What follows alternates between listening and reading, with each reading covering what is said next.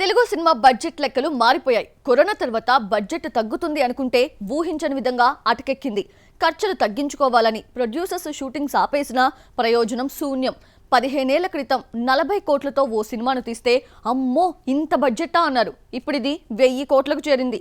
ఏ cinema ఎంత బడ్జెట్తో రూపొందుతోందో చూస్తే మీరే షాక్ అవుతారు. సినిమా బడ్జెట్ ను పెంచేసింది రాజమౌళినే. అలాగే తెలుగు సినిమా ఖ్యాతిని పాన్ ఇండియా నుంచి పాన్ వరల్డ్ కు అటు నుంచి ఆస్కార్ వరకు తీసుకెళ్లింది కూడా ఆయనే. ఈ దర్శక ధీరుణ్ణి చూసి అందరూ తమ సినిమాల బడ్జెట్ ని పెంచేశారు. స్టార్ హీరో సినిమా అంటే మినిమం 200 కోట్లు చేతిలో పెట్టుకోవాల్సిందే. 15 ఏళ్ల క్రితం తెలుగులో స్టార్ హీరో సినిమా బడ్జెట్ 20 కోట్లే ఉండేది.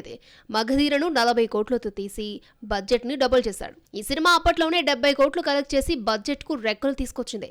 ఆ తర్వాత స్టార్స్ సినిమాలు 30, 40, 50 కోట్లంటూ పెంచుకుంటూ పోయారు. ఎప్పటికప్పుడు బడ్జెట్ ను పెంచే డ్యూటీ మాత్రం చెక్కనదే. బాహుబలితో బడ్జెట్ ను 100 కోట్లు దాటించేశాడు. ఆ తర్వాత బాహుబలి 2తో 200 కోట్లని క్రాస్ చేసింది. ఇక RRR పై 400 కోట్లు పెట్టి లాభాలు తీసుకురావడంతో మహేష్ మూవీని 1000 కోట్లతో ప్లాన్ చేస్తున్నాడు జక్కన్న. బాహుబలితో వచ్చిన పాన్ ఇండియా ఇమేజ్ తో ప్రభాస్ సినిమాల బడ్జెట్ బౌండరీస్ దాటేశాయి. సాహో కోసం బాహుబలి 2ను మించి ఖర్చు పెట్టారు. సాహో 350 కోట్లు, రాధేశ్యామ్ 300 కోట్లతో తెరకెక్కింది. ఈ రెండు సినిమాలు భారీ నష్టాలను తీసుకొచ్చినా ప్రభాస్ సినిమాల బడ్జెట్ పెరిగిందే కానీ తగ్గలేదు. ఏకంగా 500 కోట్లు దాటేసింది. మోషన్ క్యాప్చర్ టెక్నాలజీతో రూపొందిన ఆది పురుష్ బడ్జెట్ 550 కోట్లకు చేరింది. ఇక పాన్ ఇంటర్నేషనల్ సినిమా ప్రాజెక్ట్ కే బడ్జెట్ 600 కోట్లు దాటేసింది.